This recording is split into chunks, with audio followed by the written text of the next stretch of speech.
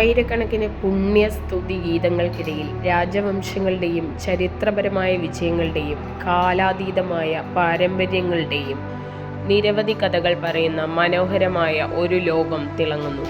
ചോള കാലഘട്ടത്തിലെ ദ്രാവിഡ വാസ്തുവിദ്യയുടെ സാക്ഷ്യമാണ് ബൃഹദേശ്വര ക്ഷേത്രം. ഇന്ത്യയിലെ ഏറ്റവും വലിയ ക്ഷേത്രങ്ങളിലൊന്നായ പെരുവൂട്ടയ്യർ കോവിൽ എന്നും അറിയപ്പെടുന്ന ബൃഹദേശ്വര ക്ഷേത്രം തഞ്ചാവൂരിലാണ് സ്ഥിതി ചെയ്യുന്നത്.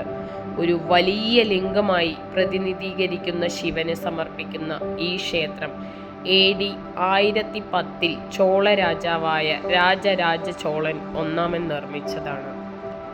ഗംഗൈകൊണ്ട ചോളേശ്വരം ക്ഷേത്രം, ഐരാവതീശ്വര ക്ഷേത്രം എന്നിവയ്ക്കൊപ്പം 3 മഹത്തായ ജീവനുള്ള ചോള ക്ഷേത്രങ്ങളിൽ ഒന്നായി കണക്കാക്കപ്പെടുന്ന ഈ സമുച്ചയം യുനെസ്കോയുടെ ലോക പൈതൃക സ്ഥലങ്ങളുടെ ഭാഗമായി പട്ടികപ്പെടുത്തിയിട്ടുണ്ട്.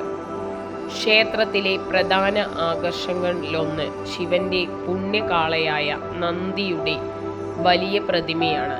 13 അടി ഉയരവും 16 അടി വീതിയുമുള്ള ഈ പ്രതിമ ഒറ്റക്കല്ലിൽ കൊത്തിയെടുത്തതാണ്.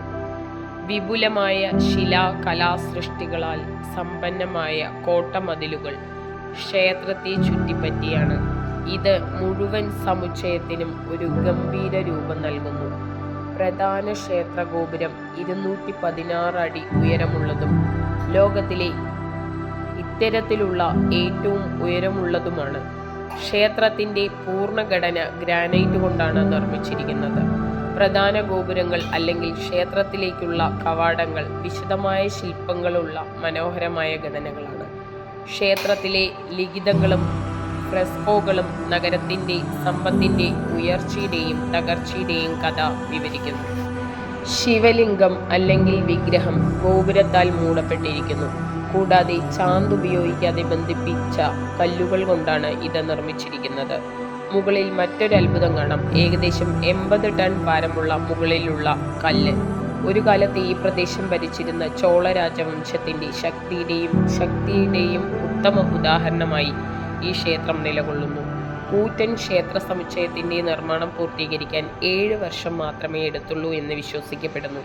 ഇത് ശില്പങ്ങളുടെയും കലയുടെയും സമുച്ചയത്തിൻ്റെ വ്യാപ്തി കണക്കിലെടുക്കുമ്പോൾ ഒരു വലിയ നേട്ടമാണ്.